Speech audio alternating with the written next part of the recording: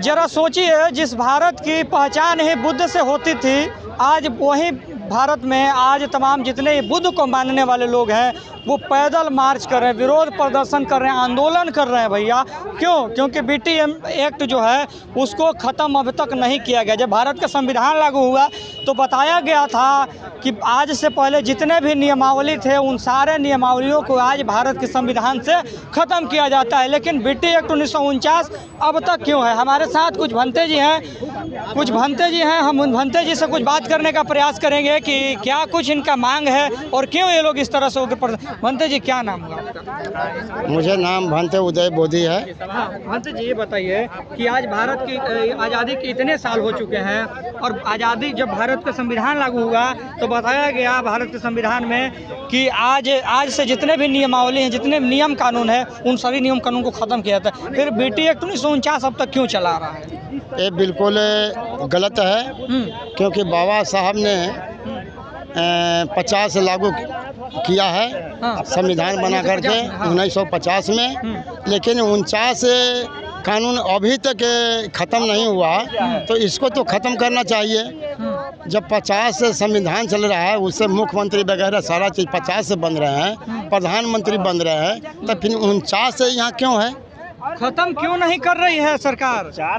उनको करना चाहिए। क्योंकि नहीं करेंगे, वो कहते हैं कि हम मंदिर बनाएंगे, मस्जिद बनाएंगे, लेकिन बौद्ध मंदिरों में जो है बुद्धिस्टों को कब्जा नहीं देंगे।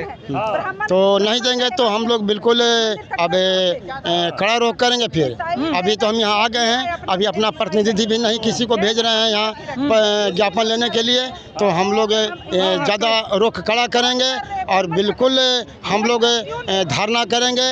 और अनशन के 1.5 तारीख में कर दिया हूँ गया मंदिर पर, वहाँ बिल्कुल अनशन करने के लिए फरवरी में 12 फरवरी को हम तय कर दिया हूँ। आप भंते हैं, आप बुद्ध के अनुयायी हैं, आपको शांति से कोई काम करना चाहिए, आप इतने उग्र क्यों हैं?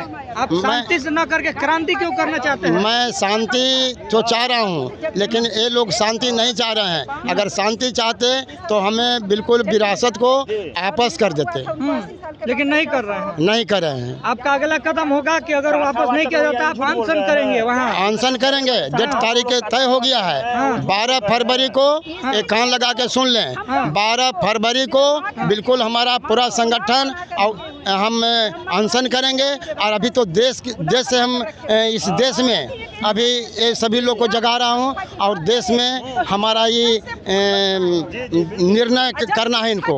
अगर ये हमारे देश के लिए, अपना देश में मेरा है, तो हम अपने देश में ही चाहता हूँ कि हमारा ये निर्णय करने मुख्यमंत्री प्रधानमंत्री जी, नहीं तो पूरे दूसरे देश में जाऊँगा, उन लोगों को मैं बताऊँगा और वहाँ से न्याय मांगूंगा। फिर से आक्रमण करवाएंगे क्या भारत पर? नहीं, आक्रमण नहीं कराऊंगा। हमें न्याय है, इसलिए न्याय हम मांग रहा हूं कि हमें बौद्धों के हाथ में सौंपा जाए। एक्ट 1949 काला कानून है, इसको निरस्त करें। इसके तहत हम गुलाम हैं, इसलिए गुलाम से हमको छुटकारा दिलाएं। भारत का संविधान लागू हुआ तो सभी लोग आज़ाद हो चुके थे और आप कह रहे हैं हम गुलाम हैं। गुलाम कैसे आज़ाद हैं आप भी? इसलिए कि मनुवादियों के चंगुल में है, हमारा महाबोधि महाविहार भी चंगुल में है, तो हम चंगुल में हैं, हम गुलाम हैं। चलिए भंते जी, बहुत बहुत धन्यवाद समय देने के लिए। जरा सोचिए, जिस समय बुद्ध से पहचान हुआ करती थी इस देश की, उस देश के बौद्ध भंते किस तरह से कह रहे हैं कि देश को तो आज़ादी मिल गई है लेकिन आज भी हम गुलाम हैं। जरा सोचिए, एक भंते किस तरह से ये बातों को कह रहा है कि इस देश में भी हम आज गुलाम हैं। अगर इस तरह से अगर हम लोग को न्याय नहीं मिलता है तो हम इस देश को छोड़ देंगे, अन्यथा यहाँ पर आमरण अनशन करेंगे, प्रदर्शन करेंगे और जहाँ तक हमारी सांसें चलेंगी वहाँ तक हम लोग इस कानून का विरोध करेंगे। बाकी आप क्या सोचते हैं, प्रतिक्रिया कमेंट बॉक्स में दीजिए। चैनल पर नए हो तो सब्सक्राइब कर लीजिए। मिलूंगा एक और ऐसी खबर के साथ, तब तक के लिए जय भारत।